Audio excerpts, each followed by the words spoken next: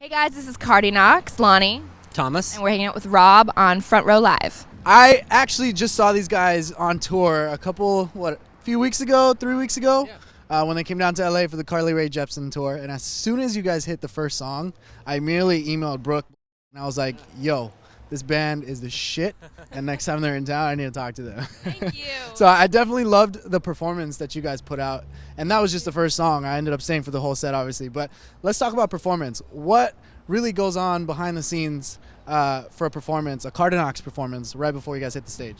Well, there's some whiskey involved. Yeah, but that's really only That's on the me. Yeah. I always have whiskey, everything in moderation, right? Neat, Bottle, One bottle of whiskey. singular. A whiskey, I do some jumpy jacks because it's like you got to get the blood moving. right. A thing that I've started to do, actually I forgot to bring my toothbrush, but I read that another singer likes to brush his teeth before he goes on stage, that it just like makes him, it just for some Sounds like reason, superstition to me. it just makes him sing I better. heard your voice gets a little higher pitch, like you hit the falsetto. So I started doing that at the end of the Carly tour, but I forgot to bring my toothbrush tonight, unfortunately. I might use my finger. It's a but, little awkward, but yeah. you can do that. Between the Knox, between the festivals you guys did, between Carly Rae Jepsen's tour, and then between this tour that you guys are on right now, the stages change a lot. They can be bigger, they can be smaller. So how do you guys really fit the stage to every performance? I think you have to give 150% no matter where you're playing. Like we actually played, I feel like I've talked a lot about this recently, but I'm going to mention it. We were asked to play this event in wine country, Northern California, and it was for Apple, so it was like a private event. But it's not a club. Everyone is seated in chairs. It's broad daylight. Granted, people have been drinking wine all day, That but would be a little interesting. right, but you've got to just bring the same energy Right. to that as you do in a club, because that's what people respond to. I think that people respond to the songs and people respond to the energy. Right. Yeah, I mean, on the Carly tour, actually, it was awesome to have actually quite a bit of space on stage, even though, she's a pretty big band and everything. Whereas the Knox tour, the rooms are much smaller, and they have a kind of a crazy setup, and so a lot of times we were like pretty pinched down on the stage, but like you still just got to bring it and make the most of your 1 square foot. You know what I mean? So. It's almost when you have a lot of space, it's almost like it can feel a little bit like I have too much. You're I've used to never felt like that way. Give me as much space as you possibly can. Let's jump into the new record, the debut album, Portrait. This is your first time experiencing going into the studio with a label behind you guys, with an actual producer. Tell me about the difference of doing this, recording this record as opposed to your previous work. I mean, in some ways, it's exactly the same because you are writing the songs, you're tracking the songs, you're trying to make the best fucking song that you can. Right. In other ways, it was truly worlds apart. We were at the Jim Henson recording studios for 6 months, and for those that don't know, they're like iconic world-class studios. We had Coldplay across the hall, Bieber across the hall, Slayer, Bonnie Raitt, The Killers. Like every day, it was someone new, and we were just like, oh my God, we're just All these feature opportunities, guys. What the heck? we're just knocking on the door across the hall. No, but it's inspiring because you're just around people that have created such great music. John, our producer, John Shanks, is amazing, brilliant, a killer coach. Like he just pushes you to make the best music you can. You think you're there, and he makes you go further. Right. the label like signed us in the middle of us sort of Yeah. working on these songs, and they're like, we love what you're doing, just keep going. And so that was a huge like confidence booster to have Warner Brothers, this huge label, be like backing you, just like like supporting your creative vision and everything. And so in that sense, it was like, all right, we're on the right path here, like let's just keep doing our thing. But then at the same time, it's like, okay, the pressure's on a little bit, like we gotta, Don't fuck this up. people are paying attention a little bit, we gotta really step it up. So no, it was a great experience recording the album, and we love everybody at our Warner team has been hugely supportive, so it's been great. Now going back to John Shanks, I mean each producer is supposed to break the artist down.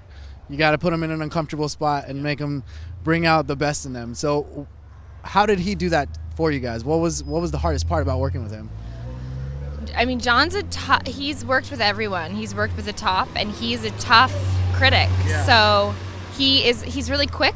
He likes to create quickly, which I think for Thomas and I, when it's just the two of us, we're very comfortable. You kind of sit back, take your time, but it's like, no, And you know what? If it's not great, you can make it better, and you Right. can redo it tomorrow. You don't have to be so precious with it, which I think was a really good lesson for us. Yeah. Like, we don't have to be so precious with the writing experience. Right, With like, me, let's just do it, move on, let's go. on to the next. It sucks tomorrow. We'll figure it out. We'll make it better. But also with vocals especially, he's really keen on getting like the right take, and like has to be the right like emotion behind the take, and it's like two takes that maybe to the average person seem like identical. Like he's like, no, this one has like something there behind it, and this other one doesn't. You know what I mean? And so He hears things normal people don't hear. yeah, so His voice is in his head. That's what it is. You hear that, Shanksy? So he definitely pushed us, and mostly Lonnie, you know, who's obviously lot. the singer, to sing it again. You gotta do it again. You gotta get there emotionally. You gotta get in that right headspace, and you gotta find Find it. that perfect tone. Yeah. Now, just like you mentioned, the song might not work today, so you work on it tomorrow. Was there a specific song on the record that you guys had to rewrite multiple times, or you guys actually tossed it for a while and then brought it back to life? And if so, which song was it and why? On My Way, we actually started working on before we were with John. We worked with another producer named Somber, and we kind of just got like the verse and the pre, and it kind of like floated around for a little bit. We worked on it a little bit, but we kind of just like couldn't crack the chorus. And so normally at that point it kind of like maybe falls by the wayside, or just like, you know, you move on to other stuff you're working on. But we kept revisiting it because we just like really loved it. We had a really hard time beating the pre-chorus, and obviously the chorus needs to be like the best part of the song. So we kept trying to crack this chorus, and we just like kept revisiting it. And then finally when we got on with John, we he kind of sometimes it like you get too close to it, and it takes like that outside perspective to. So like the not gonna stop, and On My Way like originally had been like at the end of each line, and he was like, well, let's put that at the beginning, and then we'll have the line come afterwards. And we're like, oh, whoa, we never thought about that. Mind blown. Simple thing that like he heard it that way, and then that ended up being kind of cracking the code on the chorus. Wild Child also was kind of like, I mean, we recorded it, like we liked it a lot, but it just felt a little bit, I don't know, a little bit left in terms of the rest of the album. Like it wasn't as serious, and it wasn't as like dramatic, and so we were thinking about leaving it off the album or having it be like a B-side. But then once we turned all the songs into the label, they're like, whoa, this song's going on the album, right? And we're like, oh, we weren't sure. It's kind of like weird, you know? And they're like, no, this one's going on the album. Little did you know that's a single. You never know. Yeah, You've got to step away from it, and it's good to get other ears on it too. Right. So you have to trust your gut, and it's good to get people's opinions that you trust. That's crazy.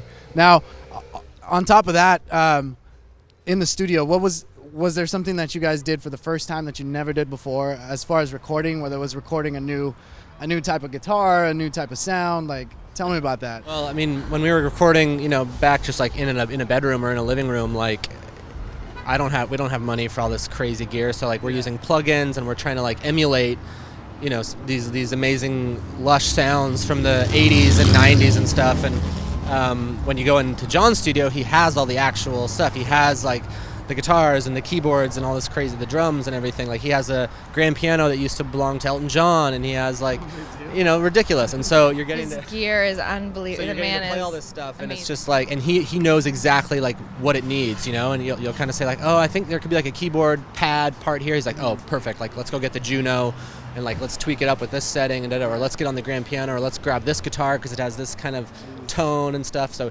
he's like a total gearhead, and so it was like being kids in a candy store in terms of just getting to try out sounds and try out things, because it's stuff that you would never get the chance to even try out, you know. So also, when we were writing our own stuff, like we never brought anyone else in to play on it, and we actually only did that for one song for Shadowboxing. We brought in Victor and Drizzo for drums.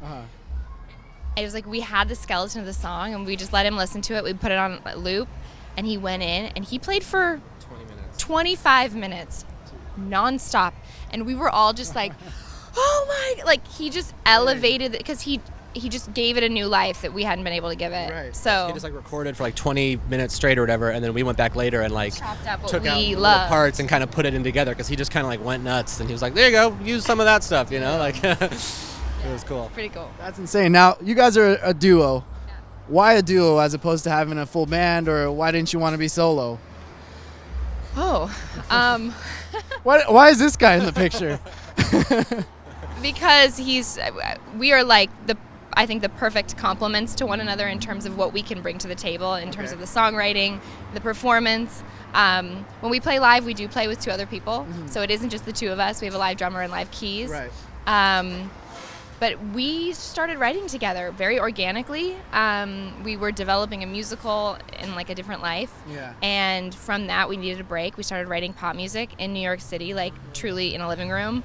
We put some songs out and we were like, this is kind of cool. And it's just been organic. That's awesome. Yeah. That's awesome. We work well together, I guess. Yeah. Kind of works. Now, for those that haven't heard of Cardiknox before, why is your record so special and why should they check you out? There's tons of bands out there, but why are you guys the artists to check out?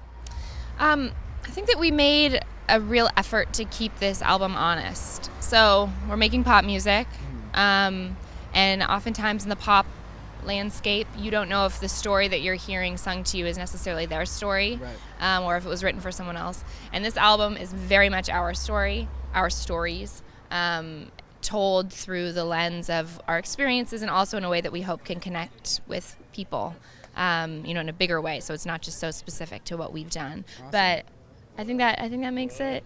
What? Yeah, see, that's why you guys should check them out. Perfect timing. There you go. Well, guys, Rob here hanging out, Front Row Live Entertainment. We're at the Echo with Cardiknox. They're about to go on stage in a couple hours, and be sure to check them out. Get their new album titled Portrait. And you should pick it up where? Everywhere. Why? Because it's fucking awesome. There you go. Thanks for watching, guys. Rob here with Front Row Live.